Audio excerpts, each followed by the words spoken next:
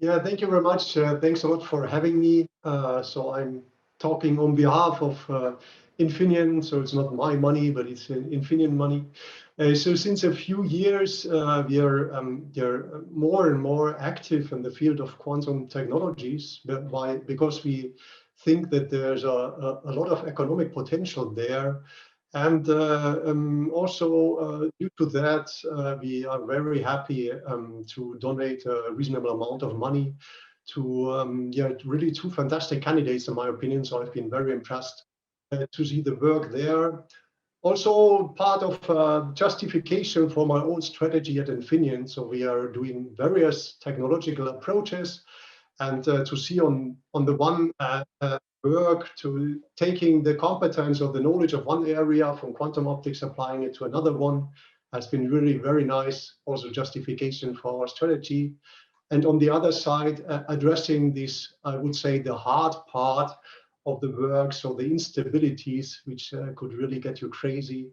And to do a formulation there has been extremely nice. So very impressive, and congratulations from our side. Thank you so much. Now I would like to invite Karen Wintersperger to tell us a little bit about her thesis. Karen? Yes, can you hear me? Just to ask that up front. Great, so I will just share my screen. Yeah. All right. Hope you can see it in full screen. Yes. Great.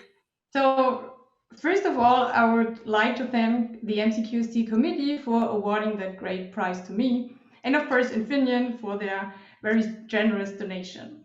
It's a great pleasure to be here and to get the opportunity to present my PhD work to the QST community. I was working on the realization of Floquet topological systems with ultra-cold atoms in optical honeycomb lattices. So within the next minute, I will try to let you have an insight into that very fascinating world of quantum simulators. So first of all, I will give you a very short glimpse on topological phases and then show you how we can realize and also characterize them in our lab. So generally speaking, topological phases of matter can be described by so-called topological invariants, which are robust under continuous deformations of the system and can only change at a phase transition.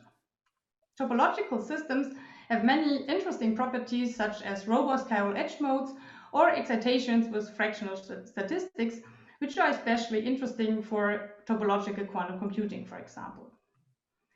In a quantum simulator, we can now realize topological phases, for example, by modulating the Hamiltonian of the system periodically in time.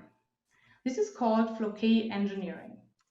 Normally, in that way, we simulate an effective static system, which has some certain properties, such as topological energy bands. But we can also go beyond that and realize genuinely time-dependent settings. One prominent example here is a so-called anomalous Floquet phase. So here we have the situation that we have robust chiral edge modes in all the energy gaps, although the topological invariants of the bulk are equal to 0, so the so-called Chern numbers you see here. This is only possible in such a periodically driven system because here we have periodic quasi-energies. So that means we can have that edge mode winding across the whole spectrum as you can see it here. And these kind of systems are not described just by the Chern numbers anymore, but you need so-called winding numbers, which basically count the number of these chiral edge modes in each of the gaps. So in the case here, we are considering we have two different kinds of gaps, so we have two different invariants. The interesting thing is now when you start thinking about adding interaction and also disorder. Because since the Chern numbers of the bulk bands are all equal to 0, they can be fully localized by a disorder potential, while these edge modes would still stay mobile. So this could, for example, pave the way towards combining, finally, topological phases with interactions in ultra-cold atoms. So now let me show you how we can realize that in our lab. So we are having an optical honeycomb lattice, which is created by interfering 3 laser beams, as you can see it here on the left. In that optical lattice, we load a Bose-Einstein condensate of potassium-39. The advantage of using bosons is that you can do momentum-resolved measurements. So to do the time periodic modulation, there are several different approaches. In the following, I will show you one example of a circular deformation of this honeycomb lattice, as you can see it here. This produces quite many topological phases, and we have characterized 3 of them. So we have 2 standard topological phases, which can also occur in a static system. And then we have an anomalous Floquet phase here in the middle. So to fully characterize these phases, what we did was measuring the topological invariance. And to do that, first of all, measured the phase transitions. So a phase transition occurs always when an energy gap is closing. So that means we measured the energy gaps. And now this can be done quite nicely in our experimental setup, because what we can do is we can just accelerate the optical lattice in real space, which in turn moves the atoms in momentum space. And if you do it quickly enough, you can just split them between the 2 bands and do an interferometric measurement of these energy gaps. So here I'll just show you some results in the upper part of the phase diagram. So we have our measured gap closing or transition points, which match very well the theoretical prediction. Moreover, using that scheme, we can even tell you which of these 2 gaps is closing, so which of the invariance is changing. Then to also get the actual values for the different topological phases, what we did was measuring the Berry curvature of the energy bands, because this determines the change in the winding numbers. To do that, we again accelerate our optical lattice, but this time we do it slowly. So that means we move the atoms within a single energy band through our quasi-momentum space. And then we move them across that Berry curvature at the phase transition, and they get deflected in real space. And this is because the Berry curvature acts like an effective magnetic field for the neutral atoms. So we can measure that deflection in real space, and from this finally infer the full set of topological invariance. So you see we indeed have this anomalous Floquet phase in the middle, which is also confirmed by the comparison with the numerical simulation. So overall, I've shown you how we can realize and characterize such anomalous and also other topological phases using our ultra-cold atom setup. And this now paves the way for many other interesting experiments, going, for example, towards the combination of strong interactions with topological phases. And then, of course, I would like to thank our experimental team at the LMU for doing such great work. And in addition, also thank our theory collaborators. I hope you enjoyed the little journey into topological phases, and thank you for your attention. Thank you so much, Karen, and congratulations again. Now I'd like to invite Johannes Knörzer to offer also a short presentation on his thesis.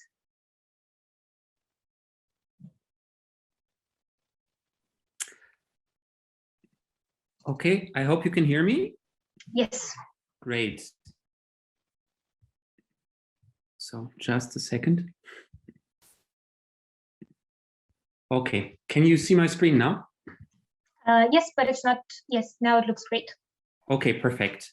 So first of all, I would like to thank the prize committee, the sponsor Infineon, and the MCQST for recognizing my PhD research and awarding me with one of this year's PhD awards. So I did my PhD in the theory group led by Ignacio Cirac at the Max Planck Institute of Quantum Optics. And the title of my thesis is Semiconductor-Based Electron Lattices for Quantum Information Processing. So unfortunately, I don't have so much time to go into the details. So I would recommend you to look up my thesis on one of the LMU servers, but I will try my best to summarize what my research was about very briefly. So the topics I have been working on were mainly at the intersection of quantum optics, solid state physics, and quantum information. And more specifically, together with my collaborators, we have been theoretically studying novel implementations, mainly for quantum simulation, and also often in close collaboration with our experimental colleagues. So the theoretical and the methodological toolbox mainly came from quantum optics, but the systems that we investigated were either atomic systems or semiconductor systems. So for instance, trapped ions or quantum dot systems. And so to give you 3 examples of this intersection area from my research, between quantum optics and semiconductor physics research. I'm just listing these three categories here.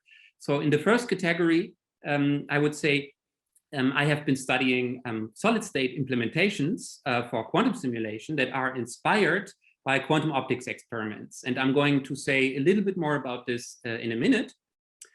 And then also we have been studying together with my colleagues two-dimensional semiconductors and studied how the physics of those 2D materials can be explored using the toolbox from quantum optics.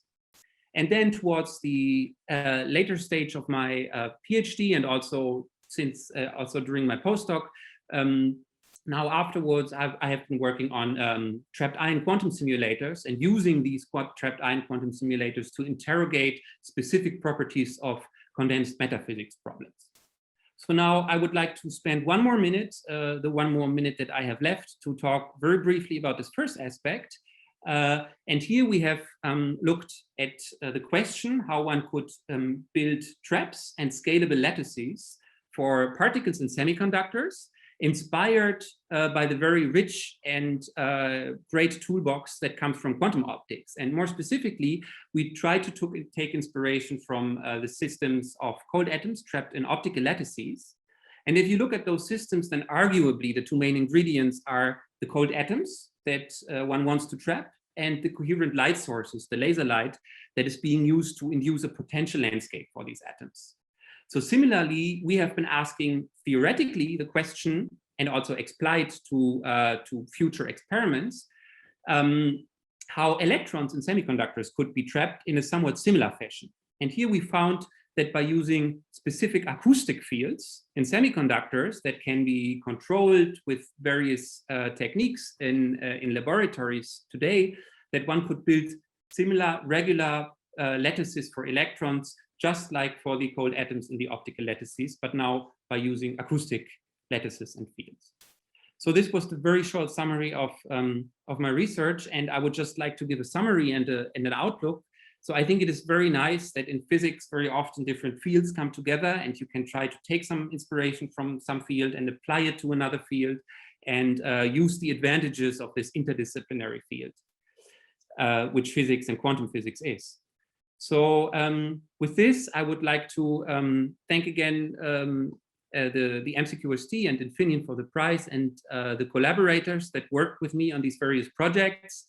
And finally, I would like to thank my PhD supervisor, Ignacio Serac, for his kind support throughout the years. Thanks very much.